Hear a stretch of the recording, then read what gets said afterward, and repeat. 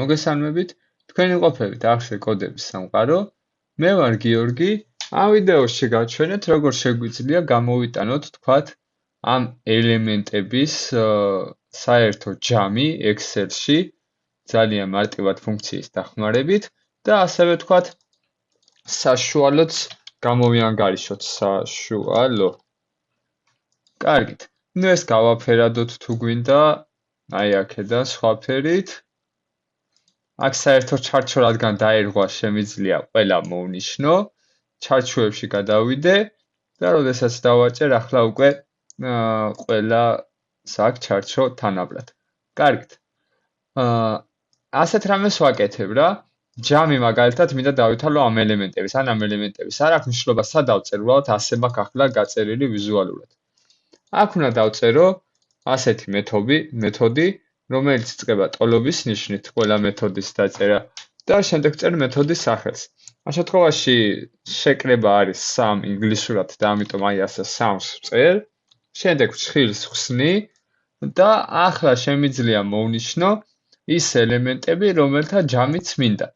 აი ახლა ამ ელემენტების ჯამი მინდა, უბრალოდ მაუსის მარცხენა ღილაკით, სხვა ესე იგი რაღაცეების გარეშე კონტროლი და რაღაც დაჭერა არ გვინდა, უბრალოდ მაუსის მარცხენა ღილაკს ვაჭერთ და ვუშვებთ იქ, სადაც გვინდა რომ გავჩერდეთ.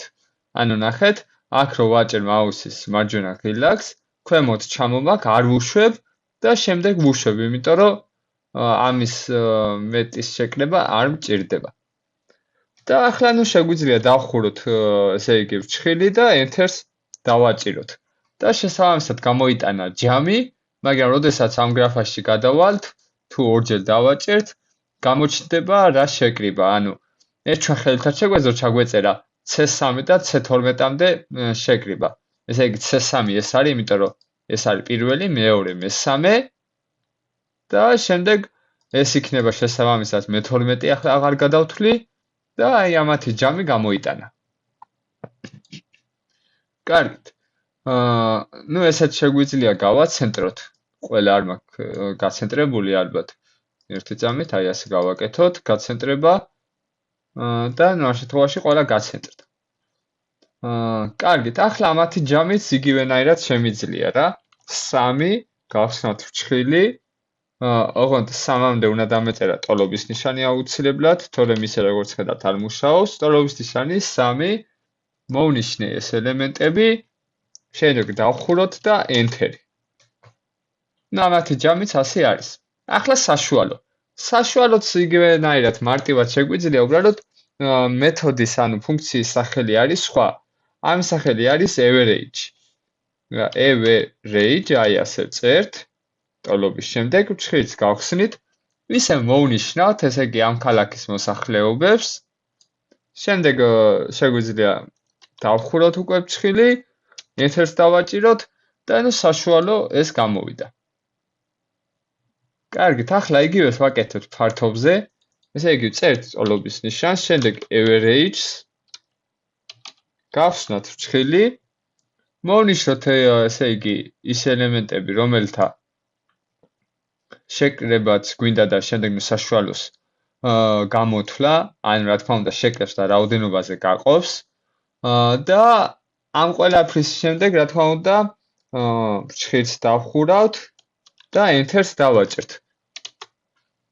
და ნუ საშუალოც ეს გამოვიდა. ნუ ახლა რა თქმა უნდა ჯამი და საშუალოები იმიტომ დაემთხვეოდა რომ ამ ელემენტების რაოდენობა იქნება 10.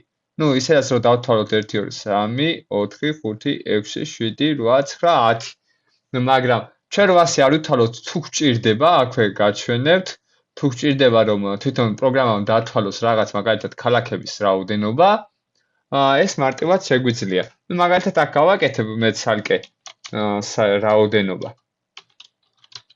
ასე გავაკეთოთ. ამას გავწევ. და აქ მინდა გვერდით გამოჩნდეს რაოდენობა.